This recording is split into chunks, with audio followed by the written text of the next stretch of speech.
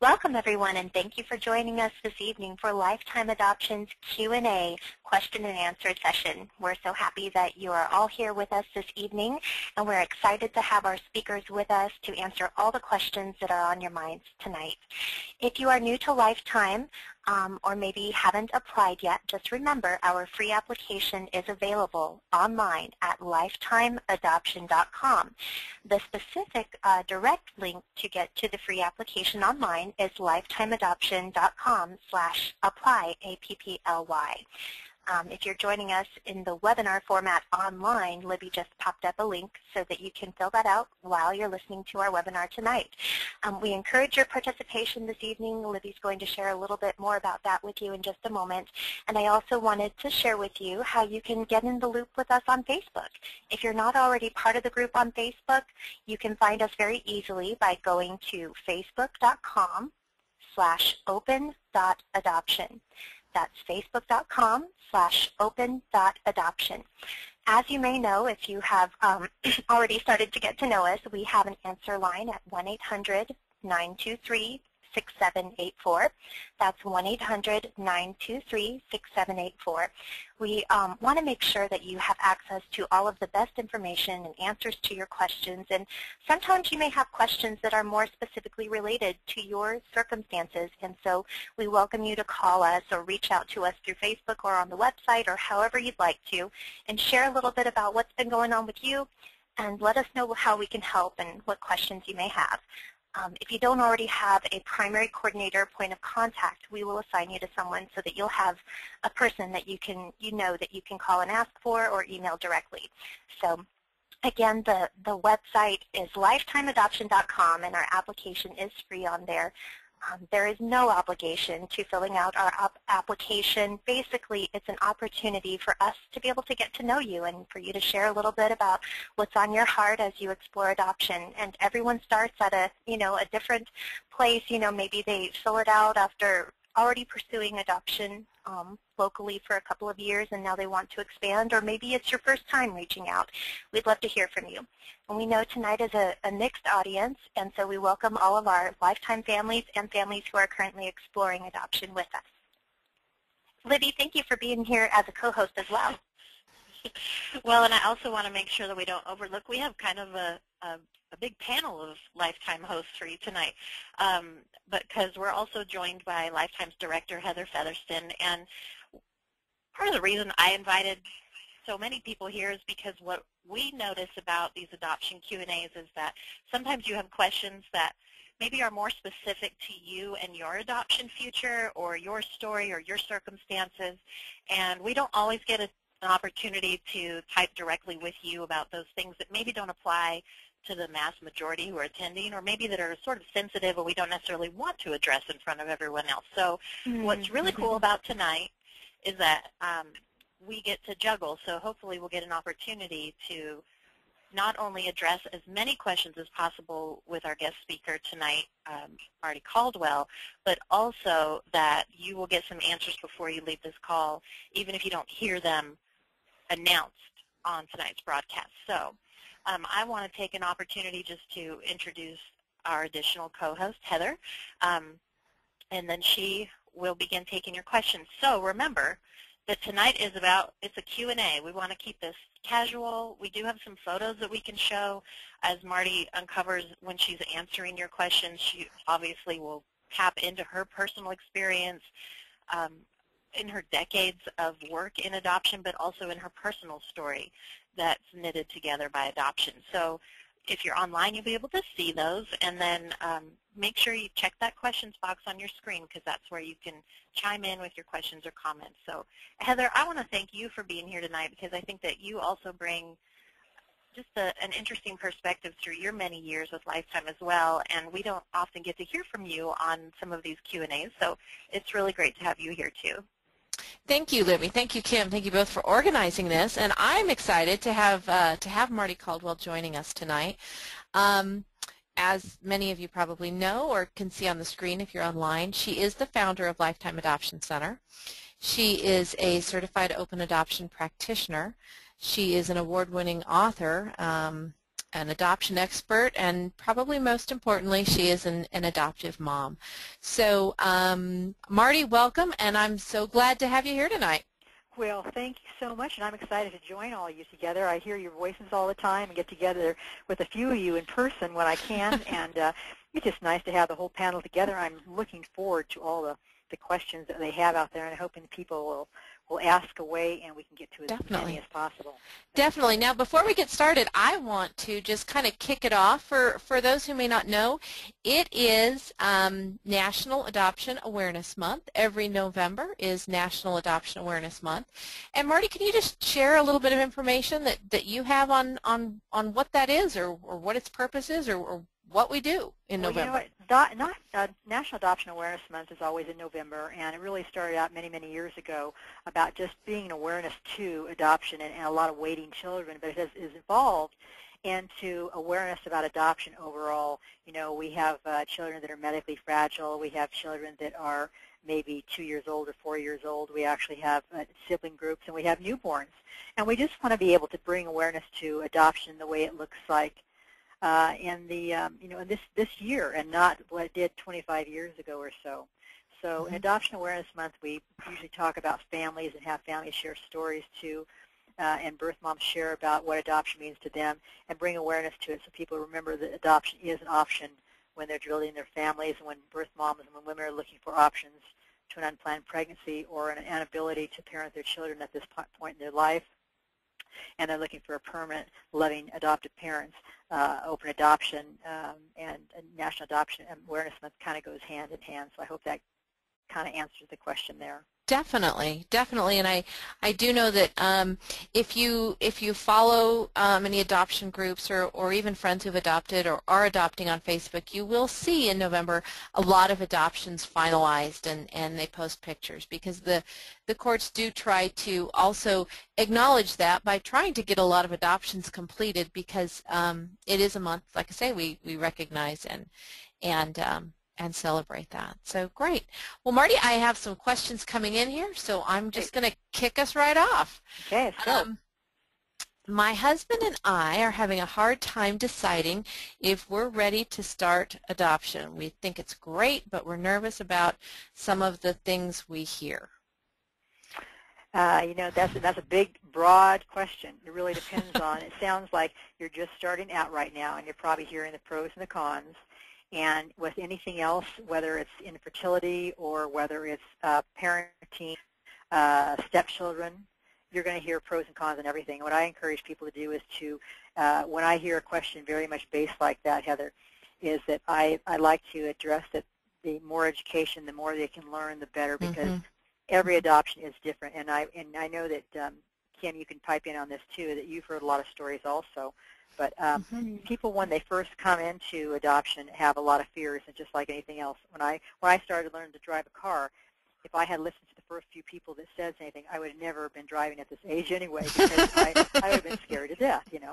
And also you have to, some of the things that may not have been brought up about infertility, if you're still dealing with infertility, that might be another area that you're not really sure of too. But get more information about adoption and the true adoption, and that's one thing that we really proud ourselves with, is that through lifetime adoption, we really try to give up as much information as possible to help you make that right decision, because you want to speak to people that have adopted just recently, and you also want to know yourself too, is that you're going to have your good days, you're going to have the days that aren't as good, and that's just like anything else, from work to making a pie.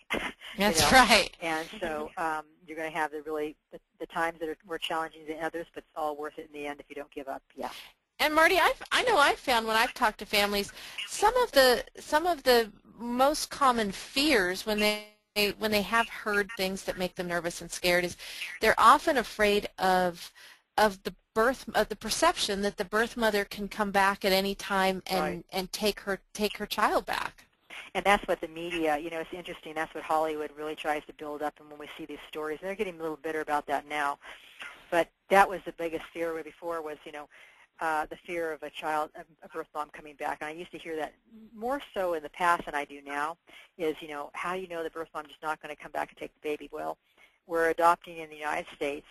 We're adopting through legal channels. We're doing everything by the books, and that's why we know that these are the adoptions that are going to go through that are going to be healthy and safe adoptions. And you're always going to hear horror stories because there are going to be people that are going to do things in other states or different countries, and they're going to do things that they shouldn't be doing also. And then what happens, the media grabs a few pieces of information regarding that and it blows it out and scares everybody away. And I would say that if, again, you know, and you can see the media does this with all different areas of you know, the world. Yeah, any issue. Whether Any it's issue. weather, you know, I get phone Definitely. calls. If there's a storm down in Southern California, I'm in Northern California. They think I'm getting blown away. You know, so it happens that way too. So I really think that the more information you have, the more knowledge you have, the better decision. But you've got to come to a peace about it. And I just found with anything, and I'll give you an example. This is really not even close to it, but I have a water heater that's going out, and I had to go out and study my water heaters. Well, I've never wanted to. That's the last thing I want to do is worry about it. But I got a lot of information. I got ratings. I talked to other people that had water heaters. What did you like about it? Oh, you want to extend warranty on it. You want something with metal on it. You don't want something with plastic on it. You want something that's going to be heating up for my needs. And the more information I got, the better I felt. So when I was able to go to my plumber and say, this is what I want, and I think this is where I want to buy it, he was able to come back and say, well, I can get this other one here. It has more of a warranty, and I can get it to you for $200 less money. Because I had already gone to him and said, this is what I wanted, and I had enough information that just going saying, what am I supposed to do? And so I had more confidence, and that's what I'm coming back to, is that we want the confidence by the knowledge. And you know, Mardie, I'm glad you said that about the water heater, because what it does is it gives you not only more confidence in your decision, but it helps you start to see that the first guy you called who said, hey, I got a great deal on plastic water heaters, yeah, you know why he had a great deal on plastic water heaters, because you know that's what you don't want. So for instance, in taking that example to adoption, you know, for families who may be really concerned about a disrupted situation, one where the child may have to, you know, leave your home, you know, going through FOST-ADOPT is probably not the best option for you, because those have an increased rate of being disrupted because you're working as a foster parent in the hopes of adopting. And I've been there before. Yeah, exactly. Yeah. So the more you know, it just helps you kind of learn and discover the direction you want to go. The picture you see on your screen right now is actually of Mardie with a birth mother. And one of the reasons that I love sharing this is because a lot of people, when they're just starting out in adoption, they don't know what to expect with a birth mother. They're afraid, you know, she may have, you know, tattoos all over herself. She may have, you know, be chain smoking. She may, you know, she may look like someone that you don't necessarily want to associate with for lunch, let alone have an ongoing relationship while your child is growing up. So coming to these webinars and hearing, I know last night we heard from a birth mother, hearing from birth mothers, seeing photos like this, you really can start to understand, you know what, they're really just like you or me. And yeah, and exactly. And it's interesting too, is because we've got adopted parents with tattoos, and that have been able to relate to birth moms with tattoos. And I've had birth moms stay in my home, but it's just nice. Birth moms want to know what you guys look like. Definitely. And adopted parents want to know what birth moms look like. It's like we're Martians, and we want to know what they look like from Mars and which ones look from Venus, you know. And are we close? Are we compatible? Do we both smile? And there is some peace that comes over when you have that, when you get to know that other person too with that. And I think that's why the more contact you can have, especially at the very beginning when you're getting to know your birth mother, the more peace you're both going to have about the adoption process, and the less disruption you're going to have to it. I think that's really important. And then deciding what's going to be the best afterwards. And some birth moms, like in my own case, I've got actually in both my adoptions, one that has no contact at all anymore, which is really sad for me, and the other one that has limited contact, which still is sad because my child would like to have more contact, and I would like them to have more contact. So, you know, it's a really difficult situation to be in, but I think the more knowledge you have, the better decisions you can make. And I keep going back to that because it's really important. Yeah. And we're sharing right now, it just came up, we're sharing some pictures of Mardie with her two little ones. And the one on her left is her son, who is definitely not that little anymore. He is he was probably he's 6'3", and 26 years old, 27? 27, just turned 27 years old, just last month. And it's awesome that, Mardie, that you are so open in sharing those details, because it helps. I think it helps all of us see that, you know, definitely the wisdom you share comes from experience. Well, and I think also I had a lot of ignorance at the very beginning, because I really wanted, you know, like a lot of people have heard me say, at the very beginning when I started out, I really wanted someone just to drop the baby off in a beautiful basket on my doorstep, ring the doorbell, and I would swoop up the baby, swirl around, and this is my child, and we'd start out life beautifully, never thinking about my child's history, heritage, medical, where they get their talents from. Are they more tactile or more musical inclined? And once I started thinking beyond me and realizing this child's got a history, a family history, just like your spouse does, you wouldn't say, oh, I don't want to hear about your family history. I don't want to hear about your information, your medical information. You want to know that as you get to know somebody, and that's what's really nice about open adoption, is you're able to get that information. But once I realized that, then I started realizing that open adoption really was very, very important and very key important, because if I hadn't gathered the information I did early on, I would have had that information even to this day. Right. And if the birth mother had disappeared, or God forbid something happened to her that I couldn't get that information, where would we be? And that's really difficult. That would be really hard for me to go to my child and say, you know what, I was selfish back then. I didn't get that information. I didn't think it was important. I was fearful. I was working out of fear, and I didn't get this information. I'm so sorry. I could see that look on my child's face, and believe me, I would not want that. You know, Mardie, that kind of... I'm sorry, Heather, this is Libby here, because we do have some questions coming in about that very fact, a misunderstanding about what it means to have that connection open.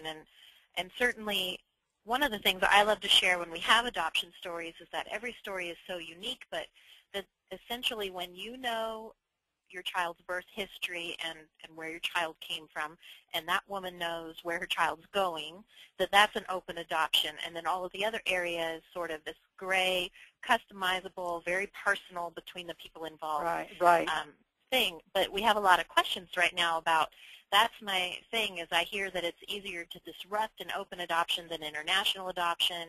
And so I think, well, but I really want to adopt a healthy child, so you know, they're having a hard time weighing out the risks of, I hear international is easier, international, international. Let me tell you, international, I support international, you know, on my adoption radio show, and in my writings I support it. But let me share with you as an adoptive parent too.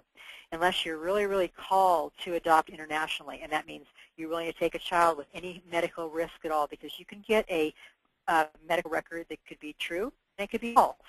It could be in another language that cannot be translated, and it could be actually, it could have been accidentally or purposely substituted for another child's medical records.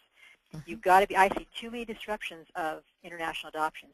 To say it's easier at the very beginning. Is it very easy at the very beginning? I would say very easy. It's expensive, more expensive and timely, but you're living with this child forever. This is a lifetime a commitment you have to this child. If you don't know that medical history or that information on there, you don't know what the child has been exposed to. You have to realize that you're going to go through your whole lifetime with that. Your chances of a disruption in California are very, very, and United States, I should say, especially with lifetime, are very, very minimal because of the information we do have from a birth mom. And you're there face-to-face realizing we're in the same country laws. And if you're working, I'm going back to international. If you're working international, a country could close down in a heartbeat. You've gone to meet that child, you're all ready to go, and all of a sudden it's disrupted. That country said, I'm sorry, you can't take this child out of the country. You're stuck with that. And you don't get your money back. Your fees are spent. Irrevocable, which means that all the travel time, all that, and we've had families that come to us and they're bemoan. You know, I've spent $50,000 on international adoption. They close the country down. I can't do anything. Or they come and they say, I've got this. I went through an international adoption. I thought it'd be easier. The child arrived over here. He's got severe RADS and detachment disorder. I can't deal with this. Can you please find another home? This is horrible for the child, first off. It's horrible for the adopted parents, and it's awful for anybody else involved with this whole adoption. So I really tell people, you know, it may seem like international is easy when really it's not. and it's longer than just that. This is a child you're going to want to have forever. Every morning you're going to wake up and feed this child either by hand or you teach them how to feed them. And you're not going to say, gee, I wanted it easy there for those 6 months or 12 months. I wanted it easy. But now I'm having a really difficult time parenting this child because of all these medical things. Now, if you're called to take a medically fragile child, then that may be a completely different situation, or go internationally because you find a humanitarian type thing. You want to go into Africa or something like this where you want to adopt a child. That's completely different. But again, if you're wanting to adopt because you want to embrace this child as from your heart and not from your body, and you want to provide this beautiful home for this child, then that's totally different too. But you go into this with your eyes open and do more research on this, because I see the other side of this. When the curtains are drawn, we hear about the international adoptions that go very, very bad. And Mardie, I'm glad you mentioned that, and that's something that Mardie really addressed in her book Called to Adoption, because it is, I think many of us have an image of going and rescuing a child, and then what we've learned from other parents who have called us, you're rescuing a child who often has been wounded, who often has never had normal bonds formed with adults or parents or foster parents or anything, and you feel like you can really make a difference in this child's life, but the child needs so much more than you were expecting because of what happened in those formative years. And are you willing to give up your job? This is the whole thing. I have had adoptive moms say, I didn't expect to have to give my job up. My marriage is now on, we're having severe problems in our marriage, and because one has to give up their job to stay home with a severely disabled child, or this child that they adopted that was, maybe 2 years old, but had all these problems. So again, if you're called to that, that's great, but I see too many of them calling us back later on, and we're not doing these adoptions, but they're coming from other agencies saying, we can't do this, would you please try to find another home for this child? Yeah. And so I have to be real aware. So I'm a little bit, on the fence as far as barking out there about this. Well, Mardie, it just gets back to that education piece, and that's why Mardie's done so much of the writing and the sharing of that information. And in fact, like I mentioned just a few minutes ago, she did write a book that I was very blessed to help her with. It is entitled Called to Adoption, and we are going to give away a couple copies tonight, and I think we have our first name for who won a free autographed copy of Mardie's book Called to Adoption. Kim, do you have that? Yes, we do. His name is Kevin. His last name starts with a K. Kevin, please email me, kim@lifetimeadoption.com, with your full name, your mailing address, and then we will get that on out to you. And please include your phone number as well. That way, if the mail is returned to us, we can give you a call and get things sorted out. But my email is kim@lifetimeadoption.com. Kevin, please shoot me a line there, and I will get that book out to you. Great. Great. Wonderful. Kevin, that's wonderful. So, other questions. I know you got a lot of questions. Yes, I do. I have a lot of questions. We're going to switch to a few here that are good. A little different topic. We're worried we may be too old to adopt. What is the average age of people who adopt? Great question. Well, Kim, do you want to ask that? I'll answer that too, because sure. I'm happy to pipe in, but I'd like to hear from you because you're doing this every single day too.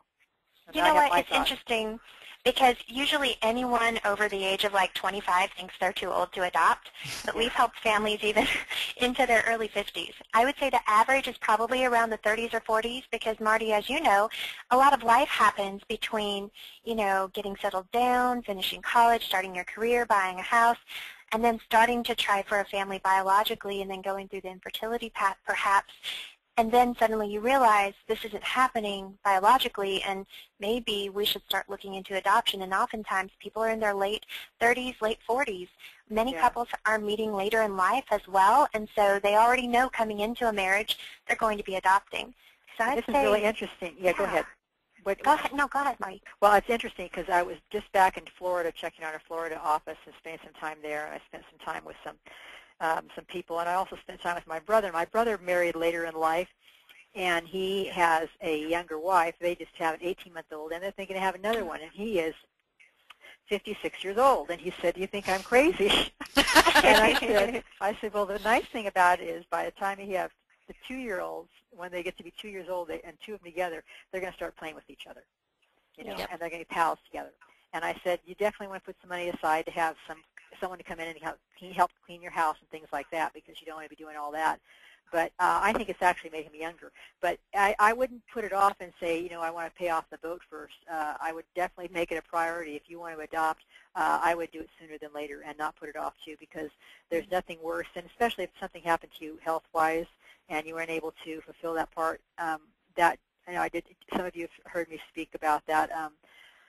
On my aunt and my grandmother had her very, very late in life, and she died when she was in her 20s. My grandmother did, and it was very sad not to have her mother around during that period of time. So I want to think of the children also.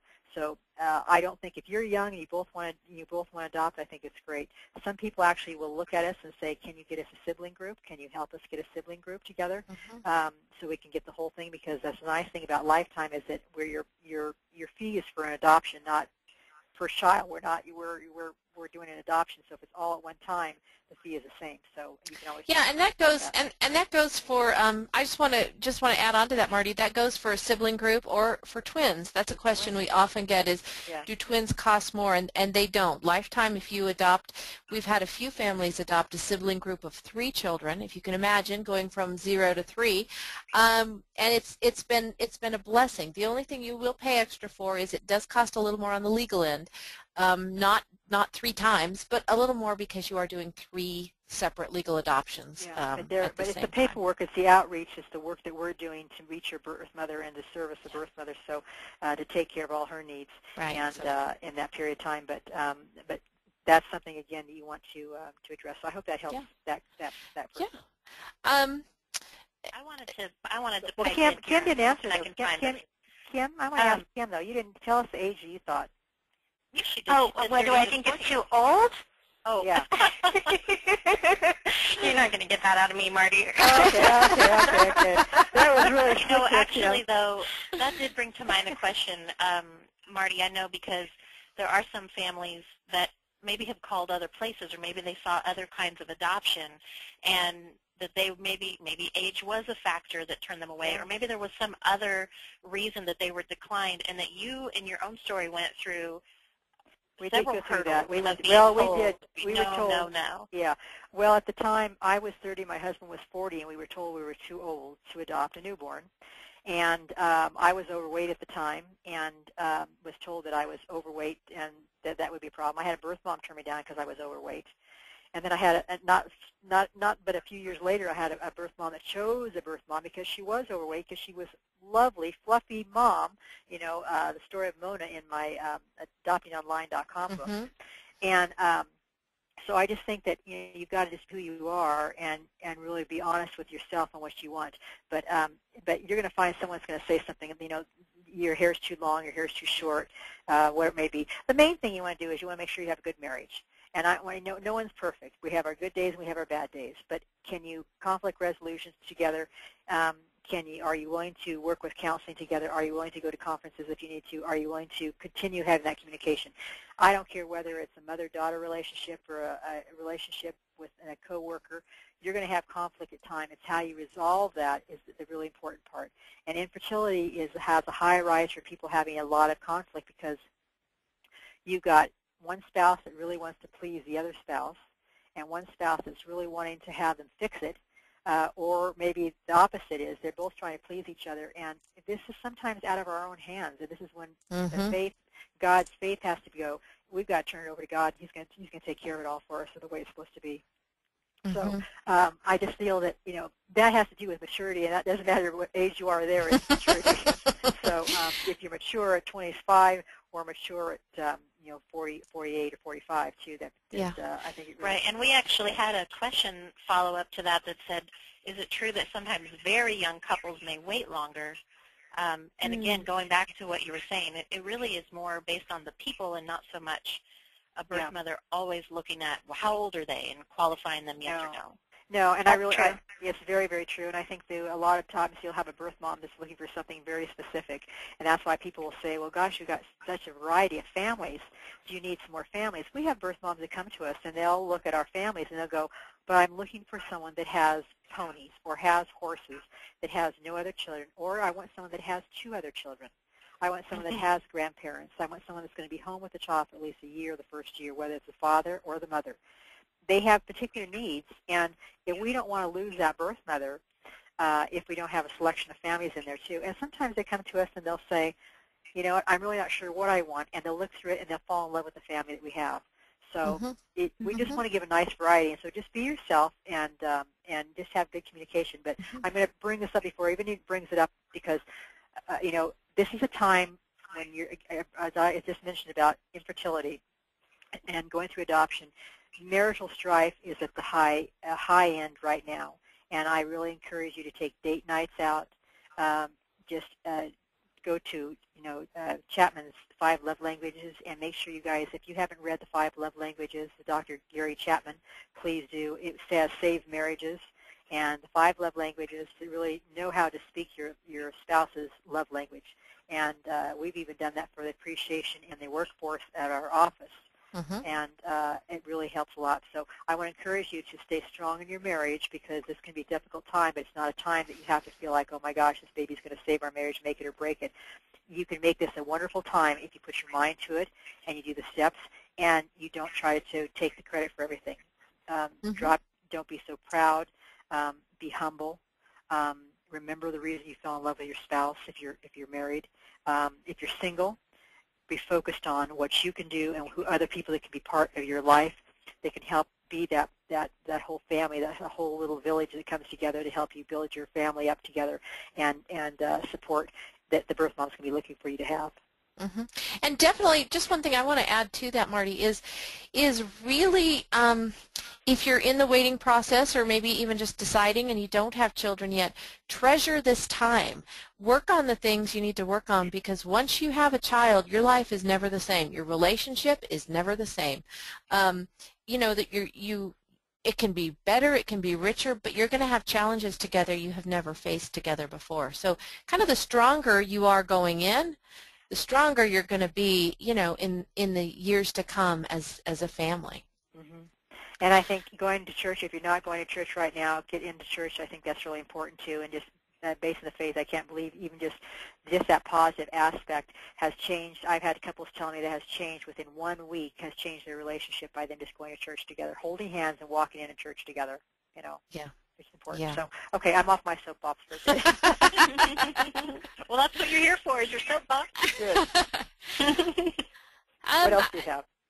This is a question from one of our contracted families about doing a video. When we first signed up, we were told we could do a video. So tell me a little bit about what you think about adoptive family videos, Mardie. That's something I know Libby and I talk about quite a bit. Well, I think they're fantastic, and I'll tell you what, you don't have to be fancy in front of the video at all. It can be something very simple. In fact, what I encourage families to do, if you're nervous in being in front of a video, is set it up ahead of time and have it rolling. And if you want to do anything else, you're making cookies, you're making bread, or whatever it may be that you want to do, you're cutting the dough. I don't care if you go and get the frozen dough out of the freezer cake and throw the package away in the trash can and pretend like you're making cookies. Just do something there in the kitchen that you're comfortable with, or you're working in your garage, as long as it doesn't, look like a total disaster. But do something natural. If you don't feel like you're comfortable just sitting there talking, then do something there, whether it be outside rolling the ball or playing with your dog.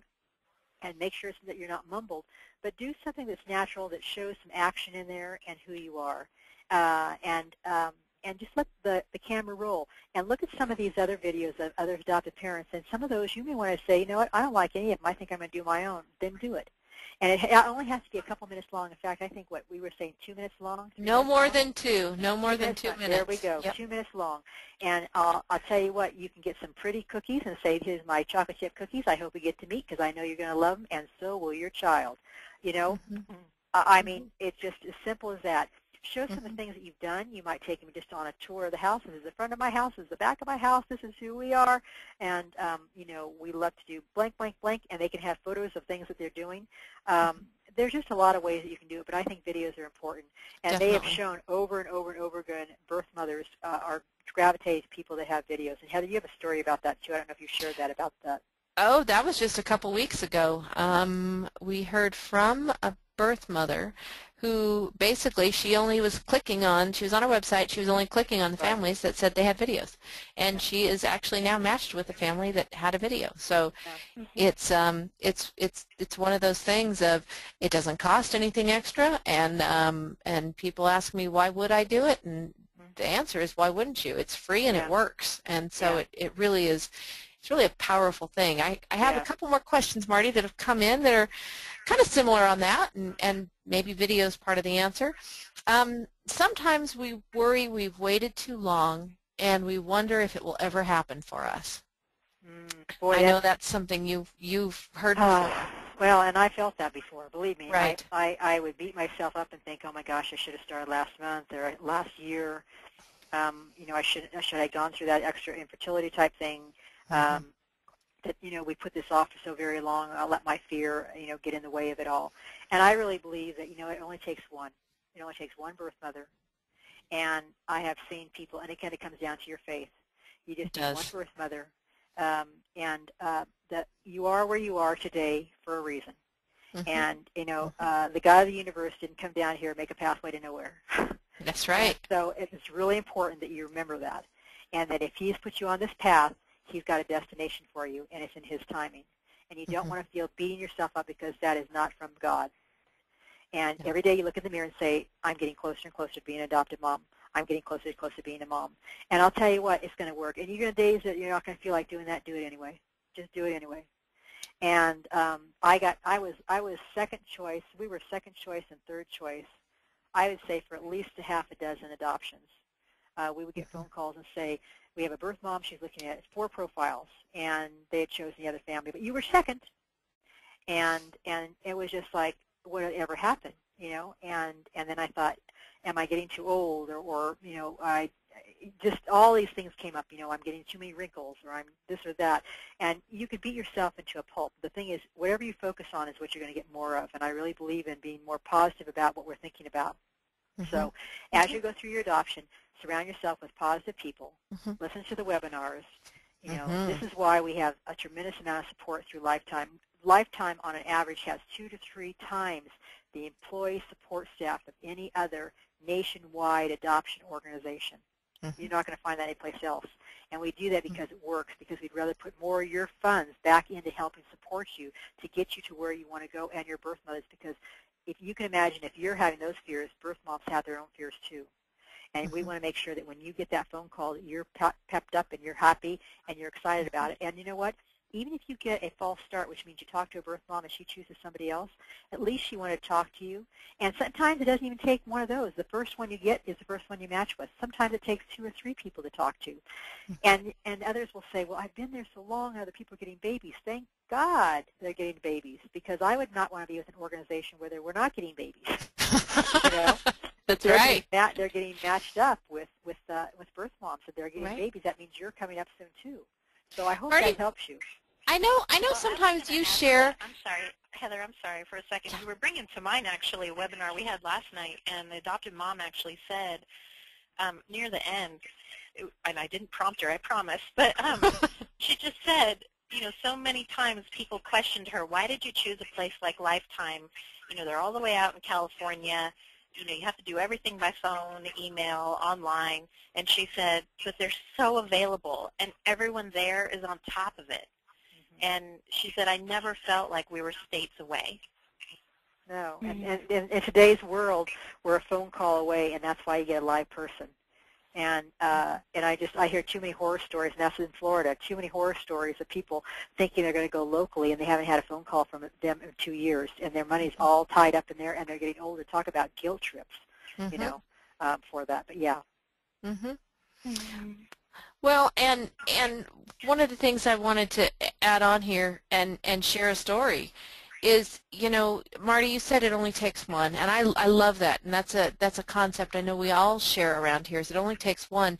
I had our chat open the other evening, and I was just doing some things and had it open in case anybody came by and wanted to chat, and I had a birth mom chat with me. This was Monday night, I think.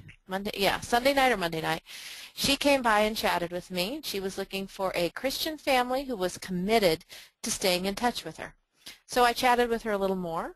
Come to find out, she's carrying boy-girl twins. Come to find out, she's having her babies next week. She was waiting to hear if she was having a C-section this week or next week. And you verified all this too. You will verify everything. Well, I gathered the information, and in just 2 days we got the medical records, we got everything we needed, and she is talking to a family tonight about matching. So here you have a family who is waiting with Lifetime, who may be thinking the same thing you are. Maybe we've waited too long. Maybe it'll never happen. But they got a call today saying, we have a birth mom for you. She's having boy-girl twins, and she's going to deliver them next week. I mean, yeah, what are the chances? And the thing is, that happens all the time. It does. I mean, that happens. Different scenarios all the time are happening, and you never know what's going to be. The main thing we need you to do is be ready. You're like, and I watch a little more football now, thanks God to my husband. But you know, if you're there on the sidelines, you got to be ready to go out and play. You can't be sitting there, you know, twiddling on your computer, or your cell phone.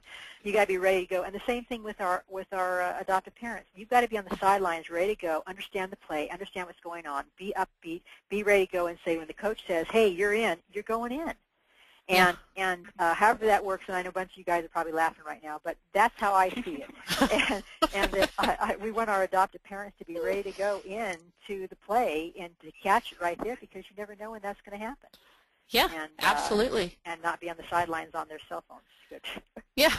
Well, and you know, Marty, one of the things I was going to mention, if you could just share the story. We talked about doing videos and talked about doing those things, and I know sometimes we talk about updating profiles or maybe sharing profiles, you know, keeping one in your car or doing some extra outreach, sharing your profile on Facebook or something. Can you share a little bit about the hour-a-day rule you did when you were adopting? It's really important, and I actually do this now in other areas of my life too. Whether it's like you know, organizing my house or something like that, I'll take an hour and go do something. But my girlfriend and myself got together, and we would spend an hour a day focusing on our adoption. Whether it would be sending out profiles, you know, now it would be social media, getting on there, getting more information, networking with people. But I spent 1 hour. I put the timer on, so I wouldn't get obsessed with it and want to go way over. But I spent at least an hour a day working on my adoption, and then I would shut it off at that point and say, okay, I did my point. God, I've done my point. I'm leaving the rest up to you, and then it would go forth on that. And I'll tell you what, it brought back lots of, that's basically how we got started, because I was getting such good feedback from my hour input, my hour dedication every day of this work, that I was getting phone calls from other people that had babies that we weren't able to adopt, but someone else could. And that's basically how we started our support group, is that we were getting all this information from that hour I was doing a day. So a lot of it is putting that time in and realizing you are doing your part. Every single day, do something close to that. And it can be reading a book. You can be reading about open adoption. Perhaps, you know, perhaps you're waiting, your preferences are limited. Do a second video. Yeah, do a second video. Yeah. But maybe your preferences are limited to, you know, to within your race, and you want to explore widening that up. Find somebody to talk to. Go find an adoption support group and talk to them. Read, explore, spend your hour on one of our webinars. I know we love that. I would say prayer. If you're Catholic, go to Mass, say a prayer, light a candle. If you've got a group of people that you are adopting all together, get together, have lunch, keep it really upbeat. Say we're going to be positive about this. We're going to be really positive about our adoptions. And that's really hard too, because we had friends that got together, and I know when I was having my support group for our adopted parents, we had one that all my families were matched up except for one family, and talk about feeling down in the dumps that they weren't being chosen. But it was soon after that family got matched up, and they were the perfect little boy. In fact, I was so excited, they sent me the graduation announcement this June when he graduated from high school, which was really exciting, and it was pretty exciting on that. But you know, so again, you don't know where that's going to be, but have people that you can go to and do 1 hour a day, something towards your adoption. Let me give you one more tip I like to share. Even if you do some, what do you call those little things you do, Libby, with those little, on Facebook, with the nice little sayings on there? The official title for them is memes. Yes. Memes. What are they called? Graphics. Meme. Yes. Well, I think you hate do the word some of meme, those and put those on there too that you're trying to adopt. Let people know and ask and encourage them to share that too. Or go to Lifetime's site and find one you like and share it on your page. That's even better. And then what happens is, if you should get a resource, we just recently had this. A family had a birth mom come to them, and they said, here, at Lifetime, take care of her, process her for us, get everything going for her, make sure everything is taken care of, that she has all the resources she had, because they knew that they couldn't do all that on their own. That's like doing your own brain surgery.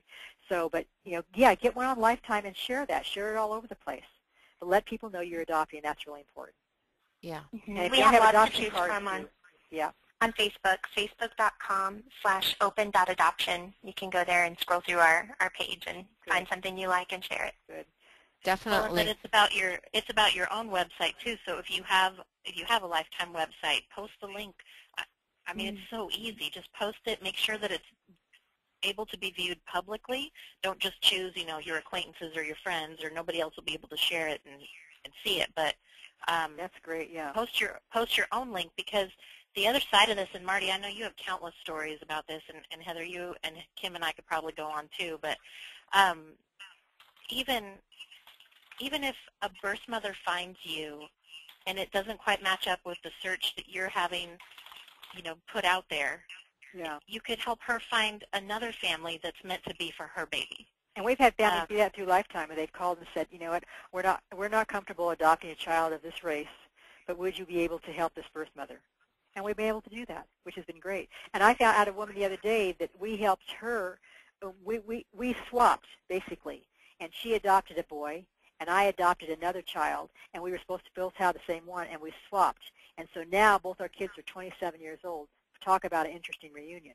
So, you know, these are ways that we're able to help each other in situations and stay in contact with each other. A couple more questions, too, because I know we're getting to the top of the hour pretty soon.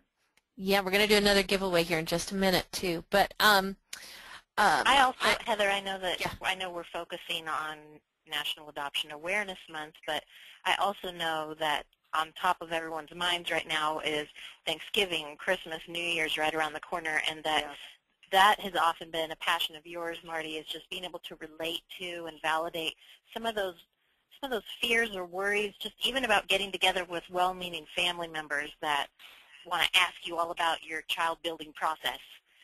Right.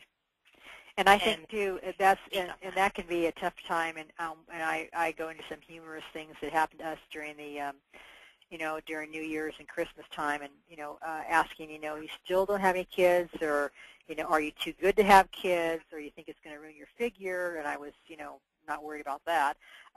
But people would say things like that to me, and I would just, a lot of times, just laugh it off.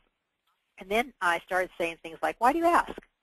It depends on how gutsy you want to be that day, if you really want to put them on the spot, why do you ask? And say, I'm just curious, and say, but why? Well, I mean, seriously, you can role play with your spouse. You might really roll on the floor laughing, because a lot of times when you just ask people specifically, why did you ask me that question? It'll shut them up real fast. And I recently had I'll share with you. I'll share with you because I know they're not on the line. Okay, I recently just had some relatives over to my house, okay? And my house has a few floors, and I shut all the rooms I didn't want to have people go into. Well, I go upstairs, and all the doors are propped open. And my one relative had gone in and snooped in each of the bedrooms. All the rooms, checked out the rooms, and I was pretty upset about it. And so I went down and said, specifically, why did you go into the sewing room? And oh, I was looking for you. Really? So anyway, so I kind of got off on that, but I didn't get to tell Heather that question, that answer, that little story over the holiday. But when people do ask silly questions and things like that, and sometimes they're being really sincere, they really do want to know, and other times they're just being nosy, like my relative was being. What you want to basically do is you can do it two different ways. You can ignore it, You can tell them, thank you so much for your prayers. Your prayers are just so meaningful to us. And how are you doing with your Pekingese dog? You know, I mean, change the topic if you want to on that. And I found that I had avoided a lot of holidays because I didn't want to deal with that kind of stuff. There was a time when I wasn't balanced enough, I guess you would say, in the in adoption and my infertility, and just feeling I wanted it so badly, and I didn't want to have to deal with the answers and questions because I couldn't just call it in. I couldn't supersize it. I couldn't click a button and order it online because they didn't have it then, and it was very frustrating to me. So you have to decide ahead of time how you're going to answer it. We would a lot of times came up with the answer that people would say, well, haven't you figured out how to do it yet? We'd say, oh, we lost that page in the book. Pass the peas, you know, pass the corn, whatever it may be. And the other time is just get them involved in talking about themselves. If you don't want to talk about you, then get them involved to talk about themselves. So how have you been, and how is your garden? Did you put a winter garden in this year? And da-da-da-da-da. Are you still driving your Chrysler? And da-da-da-da-da-da. You know, whatever it may be, and get creative with it. And I'll tell you what, it actually helped me because I didn't want to be away from the family, and I knew soon that I, too, would have that child in my arms, and I knew and I knew and I knew that I would. And to this day, I look back, and I still can remember the pain, though. I can remember the pain of going to baby showers, going into the ladies' room and crying. I tuck my eyes out and then drying my eyes and coming out to it because I still don't really like baby showers. But I found that there were times when it was just too difficult, and that's just a human raw emotion. And I had to get to a point that I kept saying that, you know, I know the Lord brought me this far. He's not going to let me down, and that I'm going to be a mother soon. And so I'm hoping that helps. And you know, Marty, something I'd just like to add on there very quickly is it's okay in this time to seek counseling. You know, there's sometimes we are dealing with a lot more than we were expecting, and when you have a life that is different from your expectations, based on something that was completely out of your control, that's an area that a lot of people can really struggle in because it's hard to get past that. So doing a little counseling sometimes gives you tools to move forward and just kind of make some positive choices like you did in Billy. Exactly, and they'll give you good counselor is going to give you some information on what you can say also when you're in a situation like too. They'll give you some really good information. Yeah. Good question. Well, Marty, we're gonna do a giveaway, and then we're gonna wrap up with just a couple more very short, quick questions. So. Kim, do you have a name for our next winner of Called to Adoption? Kim? I can pull it up, Heather. Okay, great. Okay, good. Sorry, ladies, I muted myself. I was giving a great little speech there that no one heard. Awesome. Well, Beverly, last name starts with H. Please email me, kim@lifetimeadoption.com. Beverly H. You have one copy of Call to Adoption. Email me and we can get the details sorted out so we can mail you a physical copy of Called to Adoption. Beverly H. My email is kim@lifetimeadoption.com. If you don't have a pen handy, just call Lifetime and ask for me, and I'll get your information and send it out to you. Great, great. That's super. Wonderful. Okay, like I say, we're going to kind of hit a couple quick questions here. We are adoptive parents of a biracial 8-year-old and a Caucasian 11-month-old. We are thinking of adopting a child of color again in the 2 to 4-year-old range. Does Lifetime have situations like that? Heather, you want to go ahead and address that? Sure, I'm happy to. I think it's awesome that you want to adopt again. Two things you kind of mentioned there that I just want to flag. Usually most people will recommend that you not adopt out of order. So if your youngest is an 11-month-old and you have an 8-year-old, a lot of people will suggest you not adopt a child in the middle, even though that sounds like it would be really good. But a lot of social workers and counselors will tell a family to kind of respect that birth order, not just for your youngest, but the one you're kind of putting in the middle. However, if you do want to adopt a baby and a child who is biracial or African American, Lifetime definitely has those situations, and I would encourage you to apply. We do at times have children 2 to 4 older, even younger. I know we have an infant right now, actually, that is just a few days old that we just got a call on. So that does happen, but I probably would suggest you not you not look specifically for 2 to 4-year-old with a very specific, biracial, especially if it's out of birth order. But definitely give us a call and talk to Kim. Kim would be great because she's here hearing all this about that and some other resources she can provide as well. Good. Let's see here. Do the families, the Lifetime families, oh, this is great. This is kind of an add-on to something we talked about earlier. Does the video have to be done by a professional? No. No. I would say you don't have to have it done by a professional. If No. you're only talking 2 minutes long, as long as they can hear you and there's not a big plane going over the back or the back, the dogs in the back aren't, doing, or like Kim has done video with me with the animals being crazy in the back behind us. We just make sure you have well-behaved animals around you if you're going to be doing it, amateur type thing. But I would say shoot a few different ones and send them over and let us decide which ones you want. Just say here's 2 minutes of cookies and here's 2 minutes of working in the garden and here's 2 minutes of us on our jet ski or whatever it may be. Maybe not jet skis in November, but something like that. Well, and just so you know, Lifetime does do a little bit of editing for you, so you can very easily, just shoot some video of you talking, then shoot some video of you on your jet skis, shoot those things, and Heidi will go ahead and do some editing on that for you. You might even put in for some of our families. You might even put a, some of your in your. I'm going to just toss this out here. You guys are probably going to go, oh my gosh, what's the boss going to say now? Put a coupon in there in your profile for birth moms to receive a free dozen chocolate chip cookies when they get back to you, and you'd be happy to mail them to them.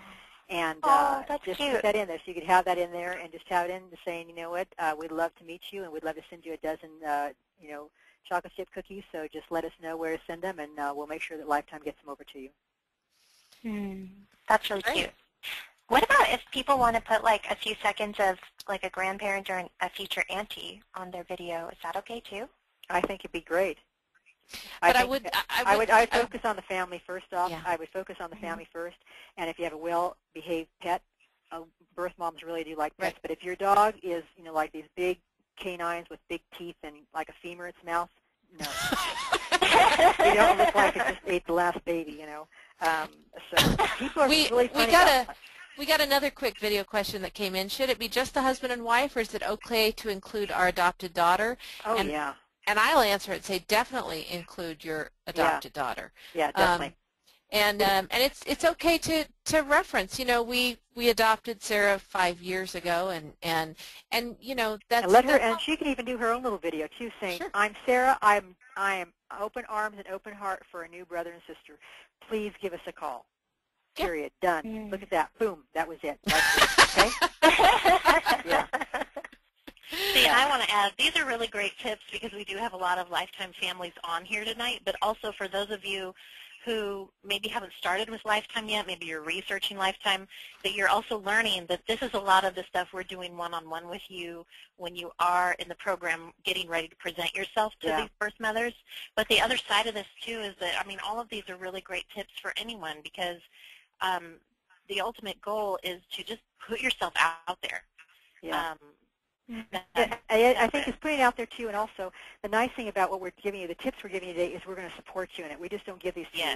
If we're going to talk to you about sending chocolate chip cookies, we have to work out the logistics of how that's going to happen, How are the cookies there? They're going to be soft. Yeah, it protects you. They're going to be good. They're going to be crispy. They're going to be great. And also, we want to make sure that the video is just the right video, that's right length, it's encoded properly, too. You're not going to get this anyplace else. So, you can go through all these little things, too, but then you got to make sure it's on the right thing. But we've got a proven track record with our own little recipe that we use, and that's why we share these things, too. I agree. Any other, last question at all? I just love asking. Sorry, I was intent on listening, and I turned away. This is the last question, and we'll try to hit it quick. It's a little longer one, but it's really, really good. And that is, what are birth mothers looking for in ongoing contact? Wow. And, you want to have another hour? Yeah. Well, I think to boil it down, and I think this is a great place to end because it is National Adoption Month, and I think the norm today is that a woman wants to know where her child is, how her child's doing, in order to gain the peace in her heart that she made the right decision. Now, what that contact looks like, it's going to depend on the relationship that you develop with her. Most of them are requesting families that are open to visits, and that doesn't mean that they come over every Sunday. That's getting together once or twice a year in a neutral location. But I can tell you the families who have been open to that, and even when they were a little nervous, but they were committed, they're going to do it afraid, they have found themselves so blessed by a relationship that is so rich, not just for their child, but for them. It's a blessing they never expected, and they would not have it any other way. Let me read this part too. It was comforting to, this is for about adopted mom writing for Adoption Awareness Month. It says, we were all thankful for God that we were able to adopt this child, our child. Both of them we adopted through lifetime adoption. And we were blessed to have them in the delivery room for both of the births following each birth. We stayed in the hospital for the majority of the time. Each birth mother was able to witness us falling in love with the baby they had just given birth to. It was comforting to them as they knew they had both made the best decision for their baby and that both their children would grow up surrounded by love from our whole entire family. We will and will be forever grateful for the brave decision that these two women made to entrust their precious angels onto us to raise them for a lifetime. Mm-hmm. And the thing is, I also, well, I was going to add to that, Marty. We actually had a really great comment come in from one of our attendees just tonight that said, and I don't think she'll mind me sharing here. She just said, when I first heard about open adoption, an adoptive mom said her baby's birth mom was like a sister to her. I thought of that close relationship with a birth mom, and it scared me. However, after hearing so many wonderful stories on webinars, I have grown to think it would be nice to have such a relationship with the birth mother. Mm-hmm. So it really is about hearing this and understanding what it really is like and not just going off that fear. And there's a great webinar we had. Well, I think it was awesome, and I wasn't co-hosting it, so I can say it was awesome and toot their horns for them. Heather and Libby did a wonderful webinar on open adoption. It was about 90 minutes long. If you didn't attend or haven't heard the recording, please email me, and I will send you the recording or the link to that hidden. We have it on a hidden page, just for if you are interested in learning more about open adoption. So I will send you the link. Just email me, Kim@lifetimeadoption.com, and request the open adoption webinar link, and I will send that right over to you. And that's one of the things, Marty, that you say that I think is so powerful in explaining the potential of this relationship, and that is that it is about more people to love our children. Right. You can never have enough people love your kids, and that's the whole thing. And it's not a threat. I learned after educating myself and learning more about this, reading and getting to know people, that you can't have enough people love your children. And my kids will tell you now, they know who their mom is. I'm their mother. I'm the one that was there during the poopy diapers and the spit up and everything else. But they know that they have biological roots too. But it's really important that you realize that in yourself ahead of time before you adopt, is that you are going to be the mom, you're going to be the dad. And if it wasn't for these birth parents, we wouldn't be mommies and daddies. And so it's a bittersweet type thing because of their pain. They're giving a sacrifice up to us, and we're getting this joy for a lifetime. That's right. That's right.